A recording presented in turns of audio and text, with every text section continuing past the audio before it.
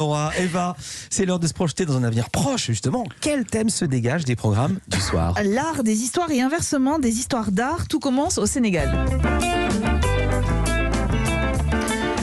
Montez le son ce soir sur France 5 avec l'Orchestra Baobab. Vous prenez le temps surtout de découvrir l'histoire de cette formation africaine née dans les années 70 et dont le destin est étroitement lié à celui du pouvoir en place. C'est une histoire musicale incroyable racontée par les membres de ce groupe qui continuent de faire danser la planète grâce à des sonorités africaines et latines. Des êtres assoiffés de liberté. Ils étaient jeunes, ils étaient fous, ils aimaient la fête et les filles. Il y avait le couvre-feu, mais nous on sortait toutes les nuits. C'était super grave. Nous on sortait toutes les nuits. On était jeunes, les jambes étaient bien, on savait courir, et on connaissait tous les coins de Dakar.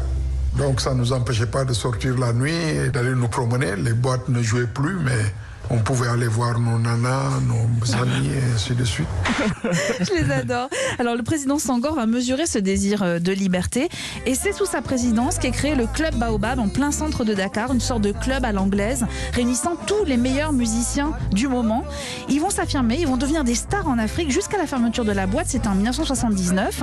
L'orchestre Baobab disparaît peu à peu, sauf qu'en 2001, un producteur qui s'appelle Nick God, qui est à l'origine du Buena Vista Social Club, redonne vie à la formation africaine qui depuis ne cesse de se produire partout dans le monde. C'est un documentaire historique et musical absolument passionnant. Et ce qui vous attend sur arte.tv l'est également. C'est une série documentaire inédite intitulée Pulse, Impulse, des rencontres avec une nouvelle génération d'artistes qui racontent leur processus créatif. À l'instar du danseur de hip-hop Salif Gay, il revient sur ses sources d'inspiration. Moi, je suis quelqu'un qui m'inspire des dessins animés, des mangas. Dans Scooby-Doo, par exemple, quand il a peur, il va courir sur place pendant très très très longtemps avant de s'en aller.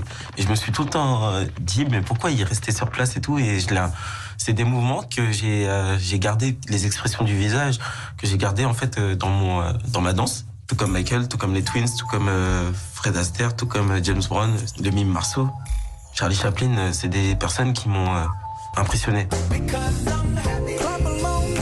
Salif Gay, je suis sûre que vous le connaissez. Il a fait un gros buzz avec une parfaite vidéo où on le voit faire du moonwalk.